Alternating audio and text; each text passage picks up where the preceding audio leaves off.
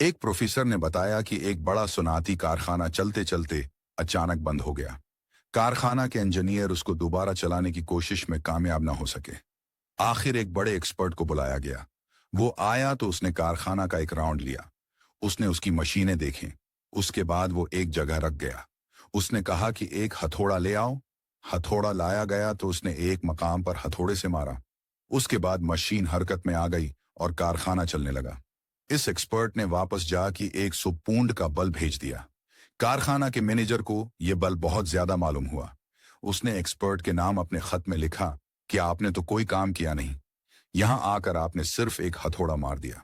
उसके लिए 100 पूंड का बल्ब हमारी समझ में नहीं आया।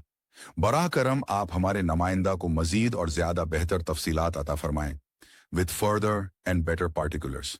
उसके जवाब में मज़कूरा एक्सपर्ट ने लिखा कि मैंने जो बल रवाना किया था वो बिल्कुल सही है।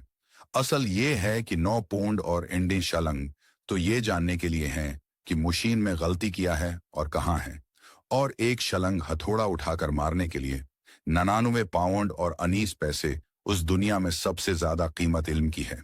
100 में एक अगर मेहनत की कीमत हो तो 100 में 99 इल्म की कीमत करार पाएगी। इल्म इंसान को हैवानियत के दर्जा से उठाकर हकीकी इंसानियत के दर्जा पर पहुंचाता है।